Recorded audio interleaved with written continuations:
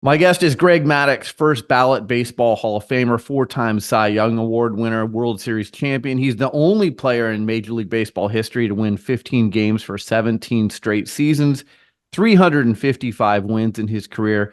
He holds the record for most Gold Glove awards with 18. Greg is joining me on behalf of Circa Resort and Casino in Las Vegas and the Baller Dream Foundation. We're going to discuss that in a minute.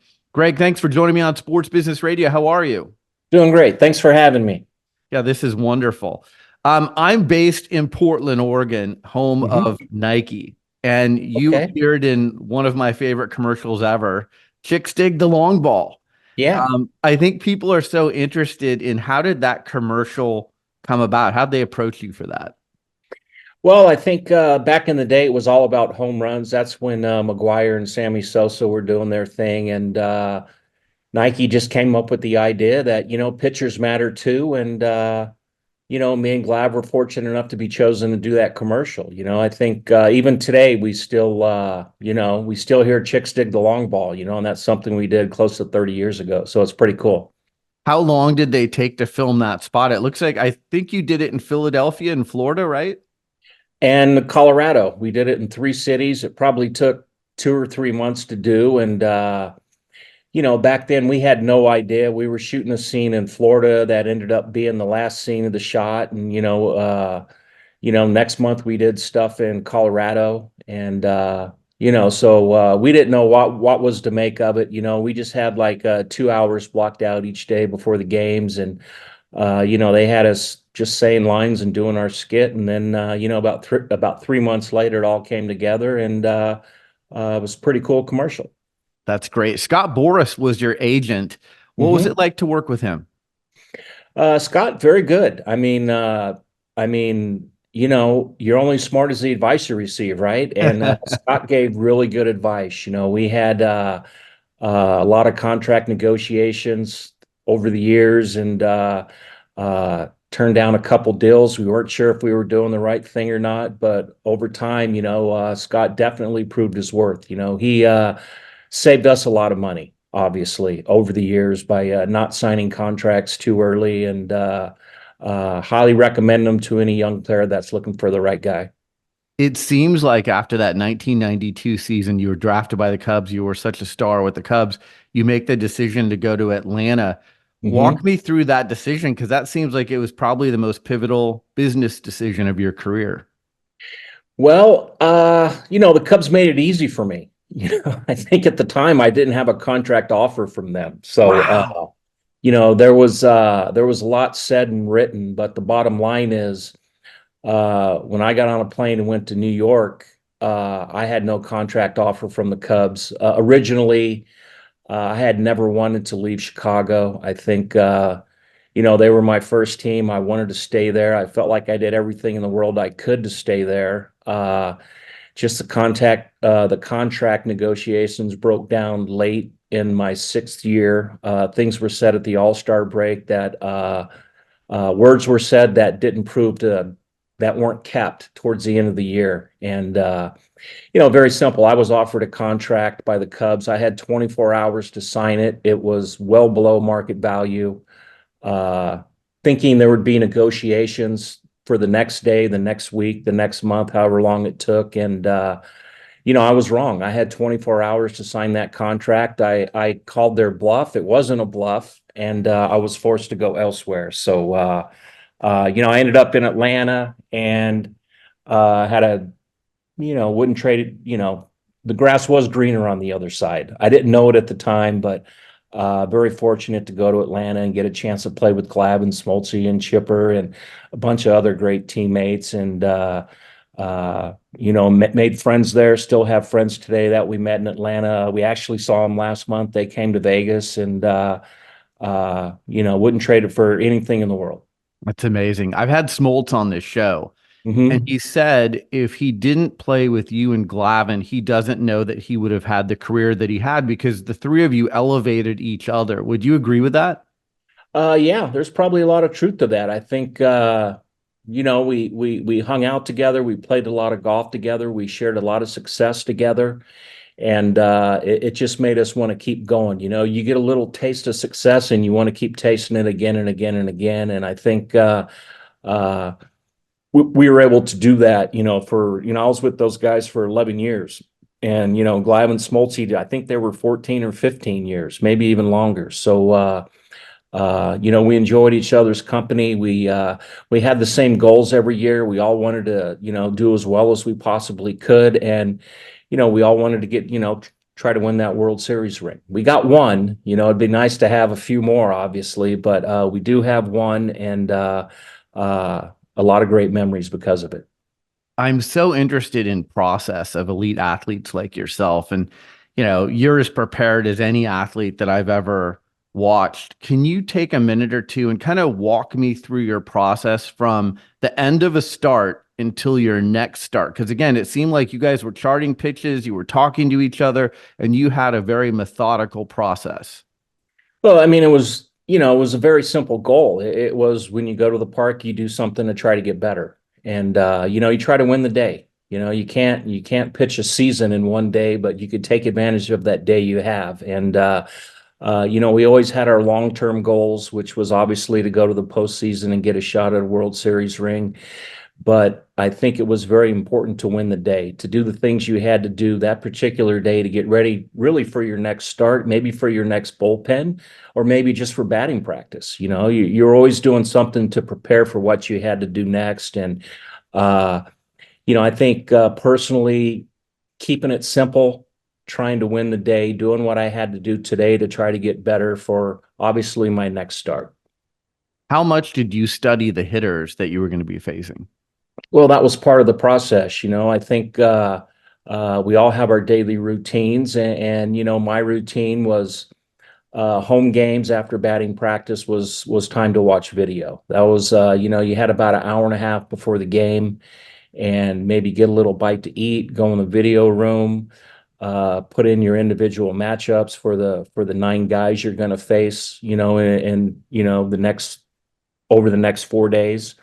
And you just try to break down each batter. And, maybe the first day you take the first 3 hitters, the second day you take the next 3 hitters. You don't try to cram it all in one session.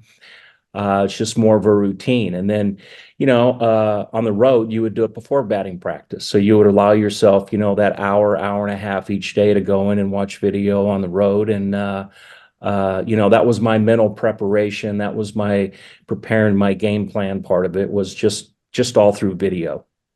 You were a pinpoint pitcher. I mean, accuracy, and you hit your spots like no one I've ever seen. Because of that, did that take extra preparation to know exactly where you needed to pitch someone? Well, if anything, it took less preparation because command makes you smart. If you're able to locate the ball where you want to, people think you're a pretty smart pitcher, and vice versa. You could be the smartest pitcher in the world, but if you're not throwing the ball where you want, you're not going to come out as a very smart pitcher. So I think command definitely makes you smart, but the ability to throw the ball where you want to will definitely help your game planning. It's interesting. Major League Baseball instituted a pitch clock last year. Mm-hmm. You once threw a 78 pitch masterpiece in just over 2 hours. I was thinking if anyone was ever made for the pitch clock era, it would have been you because you worked so quickly. What do you think of the pitch clock now? Well, I would have loved it, and I like to call it the batter's clock because now the batter, he has to get in the box and hit. And what is it, 8 seconds the pitcher can start to deliver the ball? So I think,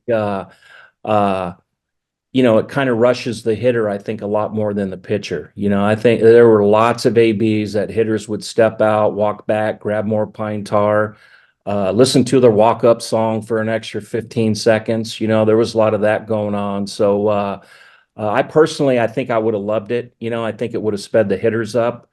I felt like I was always waiting on them to get in the box anyway. So I think it just would have been a cleaner, crisper game. Like it is now. It's actually working today. I mean, you see, it's benefiting the game of baseball, and I think it would have worked great 30, 20 years ago. Yeah. No, that's interesting. One of the other things that's so interesting about you is I heard you do other interviews and you talk about it was really important to you to be more than just a pitcher. You wanted to be a complete baseball player. You have 18 gold gloves. You were a good hitter. You stole 11 bases in your career. Like you did a little bit of everything. Why was it important to you to have the whole package? Well, because I think that's part of winning a game. I think you have to do the little things correctly. You always hear the little things add up. So I believe in that. It's something I believed in. So I made it a point to be able to do the little things, at least try to improve on the little things. And it's all part of winning a game. I think it's hard enough to win a game, but it's real easy to go out there and beat yourself sometimes. And I tried to limit the mistakes I made and tried to force the other team to beat me and did what I can to not beat myself. And I think, that comes from running the bases correctly, filled in a bunt, uh, having a good game plan, things that you do on the days you're not pitching, I think definitely help you once the game starts. Who first taught you the game of baseball? Probably my dad, obviously, when I was, 4, 5, 6 years old, he'd have his glove on one hand and the bat in the other, and he'd hit his ground balls. My brother would be out there. I think watching my brother have success, in high school and college and getting drafted, all these things happened as I was growing up. He was 4.5, 5 years older than me. So I always had that role model to kind of look up to. And I realized that, I'm probably as good as he is. I can do what he's doing. And, maybe I could do it better. Maybe if I try harder, I could do it better. So I think it was just kind of that attitude of not being overwhelmed against better competition because of what I've seen my brother do growing up during his career. Your brother has been a very successful pitching coach. I know he got a ring with the Rangers. I know you did a little consulting for them. I know that you volunteer coached at UNLV when your son was there.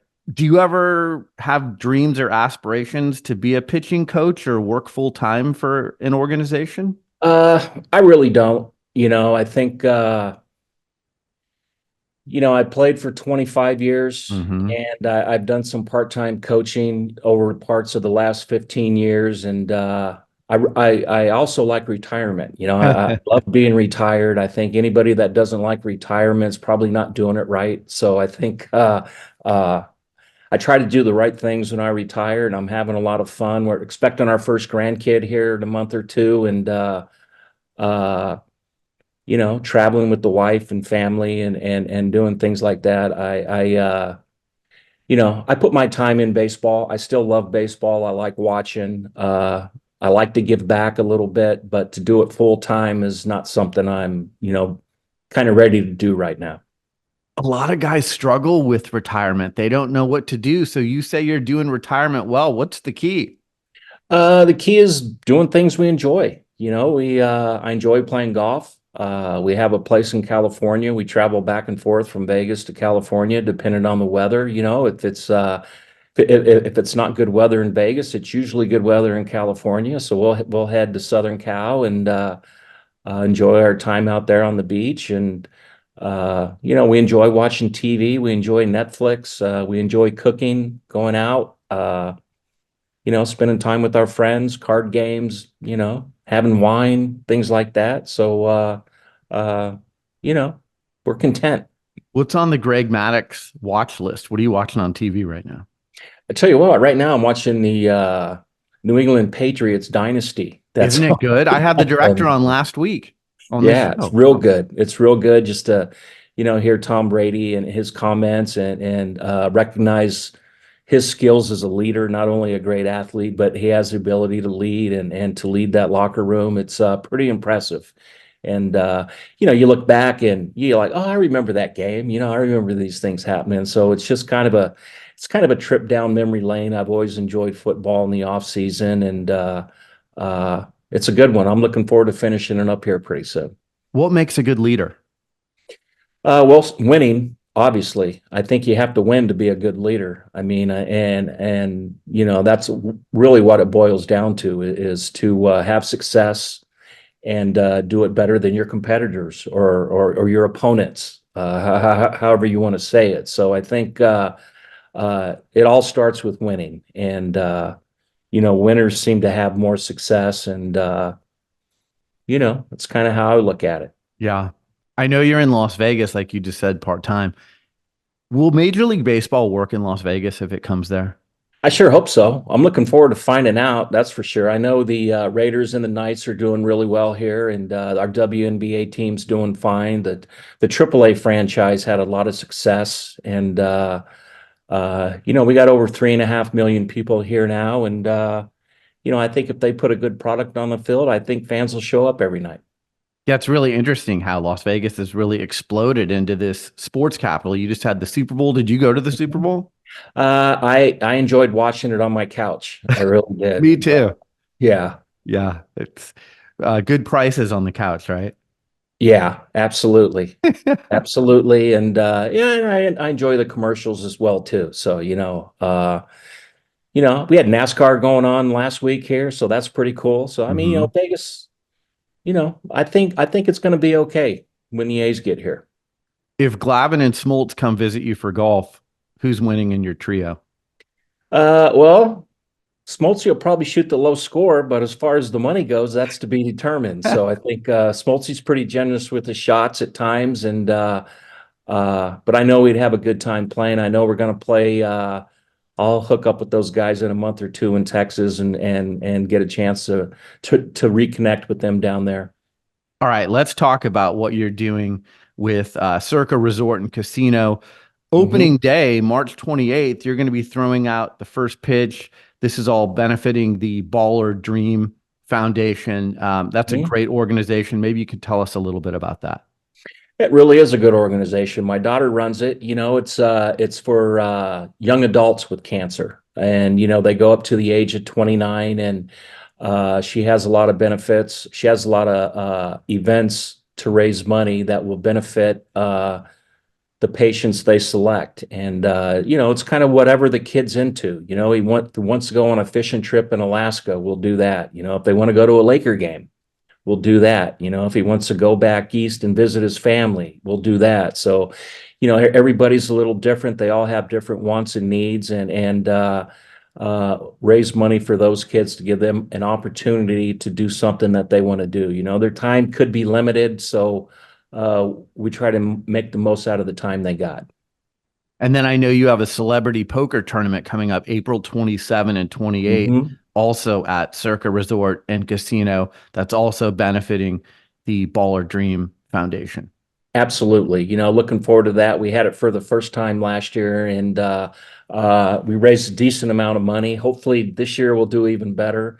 We got a lot of guys coming in. I know Goose Gossage, Raleigh Fingers, Roger Clemens, those guys played in it last year.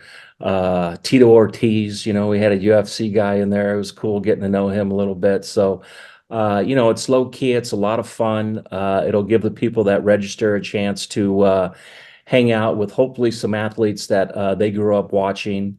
And, we'll raise money for a great cause. And, Circa is a great casino, very good restaurant. They got a great restaurant in there, Barry's. We'll eat there.